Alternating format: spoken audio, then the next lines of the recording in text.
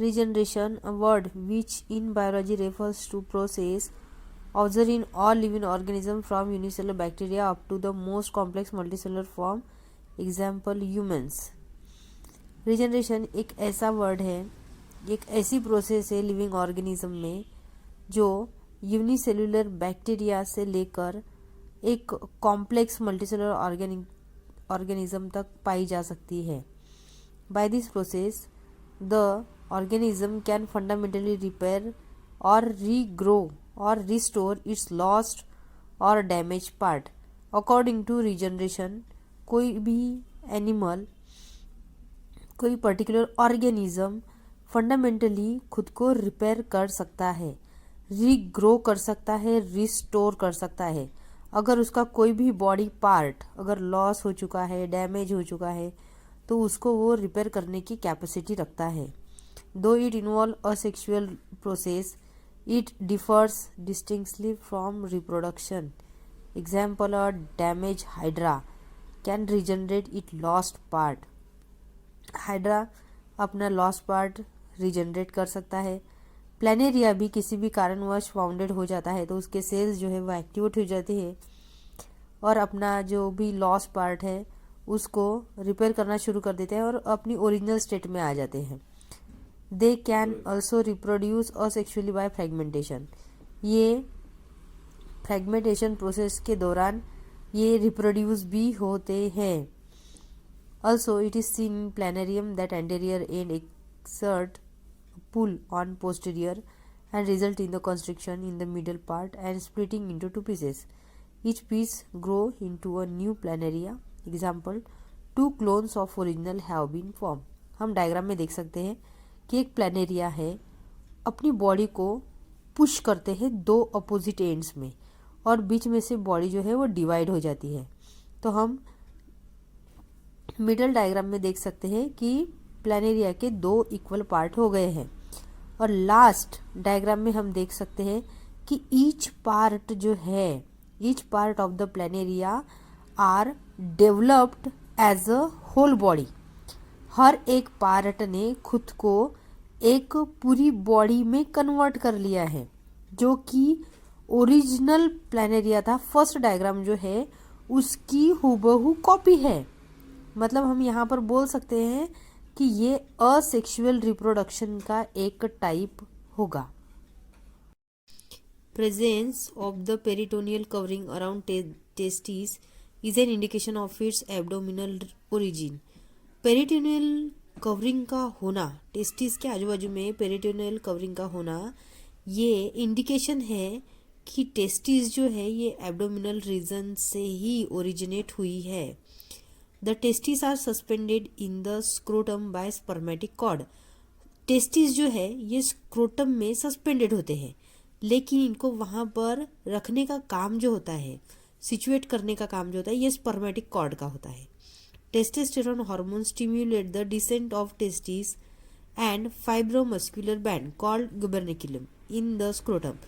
Testosterone hormone जो है ये स्टिम्युलेट करता है, टेस्टिस को डिसेंड होने में मदद करता है, फाइब्रोमस्कुलर बैंड्स वहाँ पर तैयार करता है, जिसको हम गुबर्निकुलम यहाँ पर बोलेंगे, जो स्क्रोटम में प्रेजेंट रहेगा.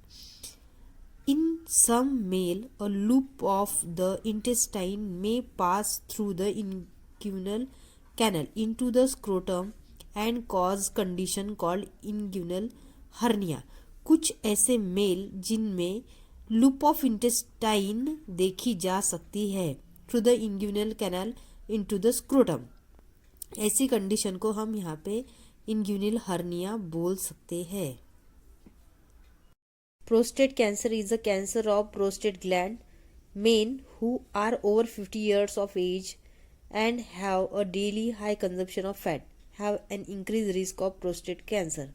प्रोस्टेट कैंसर ये प्रोस्टेट ग्लैंड का ही एक कैंसर का टाइप है जो मेन 50 years के एज में हो या फिर उससे ज़्यादा हो, ऐसे मेंस में पाया जाता है, या फिर ऐसे मेन जो ज़्यादा से ज़्यादा फैटी चीज़ें खाते हो, ऐसे लोगों में प्रोस्टेट कैंसर होने के ज़्यादा चांसेस होते हैं, ज़्यादा रिस्क होती है. Mother's milk is replaced gradually by solid food after some time. This process is called as weaning. Mother's milk को रिप्लेस किया जाता है धीरे धीरे करके सॉलिड फूड से. इस प्रोसेस को हम यहाँ पर वीनिंग बोल सकते हैं. Hygiene practices during menstruation. Menstrual cycle के दौरान किस तरह से हाइजीन मेंटेन करनी चाहिए. Keep the pubic area clean. Pubic area को क्लीन रखना चाहिए. Change the sanitary napkin every 4 to 5 hours. 4-5 घंटों में सैनिटरी नैपकिन को चेंज करना चाहिए. Maintaining personal hygiene during menstruation is important to reduce the risk of infection. अगर menstruation के दौरान पर्सनल हाइजीन रखते हैं तो इससे किसी भी प्रकार का इन्फेक्शन होने का कोई चांस नहीं होगा. Dispose use sanitary napkin properly. जो सैनिटरी नैपकिन यूज़ किया है उसको अच्छी तरह से डिस्पोज करें. टॉयलेट में वगैरह ना फेंके. अच्छे से किसी पेपर में रैप करके डस्टबिन में वगैरह डालें. Using damp and dirty clothes और using sanitary napkin for longer time can act as a perfect environment for growth of multiplication of harmful bacteria and leads to the infection. अगर गंदा कपड़ा use करते हो, sanitary napkin बहुत ज़्यादा time के लिए यूज़ करते हो, तो ऐसे कंडीशन में, ऐसे नैपकिन में या फिर ऐसे डर्टी क्लॉथेस में हार्मफुल बैक्टीरिया ग्रो हो सकते हैं, जिसकी वजह से किसी भी प्रकार का इन्फेक्शन यहाँ पर क्रिएट हो सकता है. Indian law under the Hindu marriage act has defined the marriageable age of the boy and girl. Boy और गर्ल को मैरिज के लिए हिंदू मैरिज एक्ट के अनुसार एक एज डिसाइड की हुई है. As per this act minimum age of boy must be 21. अब इसके अनुसार, इस लॉ के अनुसार, हिंदू मैरिज एक्ट के अनुसार बॉय की एज जो है शादी के लिए 21 होनी चाहिए. For a girl must be 18 years at the time of marriage. और लड़की की एज जो है वो 18 ईयर्स होनी चाहिए. लेकिन अब रिसेंट में इसमें एक बहुत बड़ा बदलाव लाया गया है कि शादी के लिए बॉय की एज 21 तो होनी ही चाहिए, साथ में ही गर्ल की एज भी 21 ईयर होनी चाहिए. ये रिसेंट जो है ये एक्ट अब लागू हुआ है. Secondary oocyte egg is ovulated after the LH surge at about middle of menstrual cycle, that is day 14. Secondary egg जो है ये ओव्यूलेट होता है. ये मेंस्ट्रुअल साइकिल के 14th डे में ओव्यूलेट होता है. Egg arrested at metaphase 2. Egg जो है ये मेटाफेज 2 में अरेस्ट रहता है. reaches the ampulla of uterine tube in 12 to 24 hours after ovulation. और जब ये एग अरेस्ट होता है मेटाफेज 2 के दौरान, तब ये यूटेराइन ट्यूब के एम्पुलर रीजन में पहुंचता है और यहाँ पर वो कम से कम 12 से 24 आवर तक रुकता है. After the ovulation the cilia and the fimbriae of fallopian tube help direct egg to the ostium. Cilia और फॉलिपियन ट्यूब जो है ये मदद करती है direct egg to ostium, egg को ऑस्टियम की तरफ लाने में मदद करती है. During coitus intercourse semen deposited into the vagina of female. This process is called as insemination. Intercourse के दौरान जब सीमेन डिपॉजिट होता है वजाइना में, फीमेल के वजाइना में, इस प्रोसेस को यहाँ पे इंसेमिनेशन बोला जाता है. Human male during ejaculation give out about 2 to 4 ml semen with an average of 200 to 400 million sperm. Human male जो है एक ejaculation में कम से कम 2 to 4 ml सीमेन को रिलीज करता है, जिसमें 200 से 400 मिलियन स्पर्म प्रेजेंट होते हैं. Cord blood bank Kolkata. India first government run cord blood bank at Kolkata was established in 2001. ये कॉर्ड ब्लड बैंक जो है ये कोलकाता में सबसे पहले ओपन की गई थी और इसके लिए मदद हुई थी American association of blood bank AABB। The cord blood bank function according to central and state government policies, rules and guidelines। यहाँ पर ये सेंट्रल गवर्नमेंट के थ्रू, स्टेट गवर्नमेंट के थ्रू कुछ पॉलिसीज है, कुछ रूल्स है और कुछ गाइडलाइंस है। इनके थ्रू इस एसोसिएशन को बोल सकते हैं, ये बैंक को बोल सकते हैं, कॉर्ड ब्लड बैंक को चलाया जाता है। Cord blood umbilical cord blood बोलते हैं इसको, is the blood that remain in umbilical cord। ये जो है ब्लड, कॉर्ड ब्लड, ये ऐसा ब्लड है जो अम्बिलिकल कॉर्ड में रहता है और प्लासेंटा में रहता है डिलीवरी के बाद। Cord blood banking is the process of collecting the cord blood extraction cryogenically preserving for its stem cell.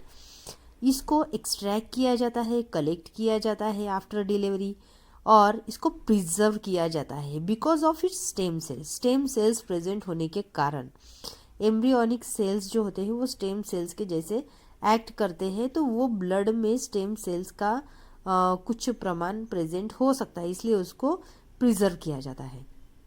And other cell of immune system for future potential medical use. कुछ immune system के cells भी उसमें present हो सकते हैं और medical purpose के लिए वो इम्पोर्टेंट हो सकते हैं। Cord blood is rich in stem cell. Cord blood में स्टेम सेल प्रेजेंट होते हैं, मैं अभी भी आपको बता चुकी हूँ। That can transform into all sort of blood cell, और ये हर टाइप के ब्लड सेल में हम यूज कर सकते हैं। They can be used to treat disease that harm the blood and immune system। ये बहुत सी ऐसी हार्मफुल डिसीजेस है जो ब्लड से रिलेटेड है, इम्यून सिस्टम से रिलेटेड है, उनको क्योर करने के लिए हम यूज़ कर सकते हैं। Example leukaemia means blood cancer, certain cancer, इसके अलावा जो दूसरे कैंसर्स है, सिकल सेल एनीमिया है, सब मेटाबॉलिक डिसऑर्डर्स है। इनको क्योर करने के लिए हम यहाँ पर ये पर्टिकुलर टाइप मतलब कॉर्ड ब्लड बैंक में जो स्टेम सेल्स यूज़ कर रहे हैं, हम जो प्रिजर्व कर रहे हैं वो स्टेम सेल्स, वो कॉर्ड ब्लड अगर यूज़ करते हैं तो बहुत सी ऐसी डिसीजेस है जिनको हम क्योर कर सकते हैं। HCG HPL human placental lactogen relaxin are produce in human only during pregnancy. ये ऐसे हॉर्मोन्स है HCG HPL और रिलैक्सिन जो सिर्फ वुमेन में पाए जाते हैं और वो भी प्रेगनेंसी के दौरान पाए जाते हैं। Saheli is now a part of national family programme as oral contraceptive pill in India. Saheli एक ऐसा नेशनल फैमिली प्रोग्राम बन चुका है कि हर घर में यूज़ की जाती है। एक ऐसी कॉन्ट्रासेप्टिव ओरल मेथड है, पिल है, जो इंडिया में मैक्सिमम घरों में यूज़ की जाती है। Act of MTP, the Medical Termination of Pregnancy Act 1971 provides the legal framework for MTP Act 2017। अब जो एक्ट है 1971 का MTP एक्ट है, ये एक लीगल फ्रेमवर्क प्रोवाइड करता है MTP एक्ट 2017 को, मतलब इम्प्रूव किया गया है, इसी लॉ को इम्प्रूव किया गया है, लेकिन मैक्सिमम जो फ्रेमवर्क है वो 1971 का ही है। उसमें कुछ ही मॉडिफिकेशंस यहाँ पर लाए हुए हैं, स्ट्रिक्ट लगाया गया है, कुछ लीगल उसमें हम बोल सकते हैं लॉज, कुछ स्ट्रिक्ट लॉज उसमें लगाए गए हैं 2017 में, ताकि किसी भी तरह का एबॉर्शन, किसी भी तरह का पार्शलिटी मेल और फीमेल में ना हो, बॉय और गर्ल चाइल्ड में ना हो। Tobacco, marijuana and other drug smoking may cause infertility in both men and women. Tobacco, marijuana और कोई अलग प्रकार के ड्रग स्मोकिंग जो है ये मेल और फीमेल में इनफर्टिलिटी लाने के लिए रिस्पॉन्सिबल हो सकते हैं। Nicotine block the production of sperm and decreases the size of testicles. Nicotine जो है ये स्पर्म का प्रोडक्शन जो है उसको ब्लॉक कर देता है, डिक्रीज कर देता है और टेस्टिकल्स का साइज भी छोटा कर देता है। Alcoholism by men interferes with the synthesis of testosterone has an impact on sperm count. Alcoholism जो है ये testosterone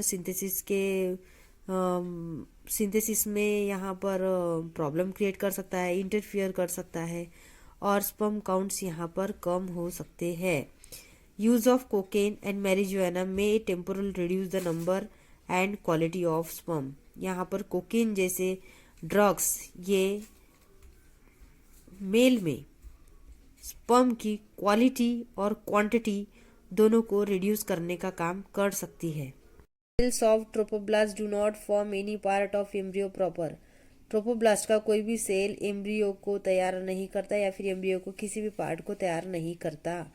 they form ectoderm of the Korean extra embryonic membrane. वो सिर्फ एक्टोडर्म को तैयार करता है, कोरियन का जो एक्टोडर्म होता है उसी को तैयार करता है, जिसको हम एक्स्ट्रा एम्ब्रियोनिक मेम्ब्रेन बोलेंगे। They play important role in formation of placenta, और प्लेसेंटा का फॉर्मेशन करने के लिए बहुत बड़ा रोल प्ले करते हैं।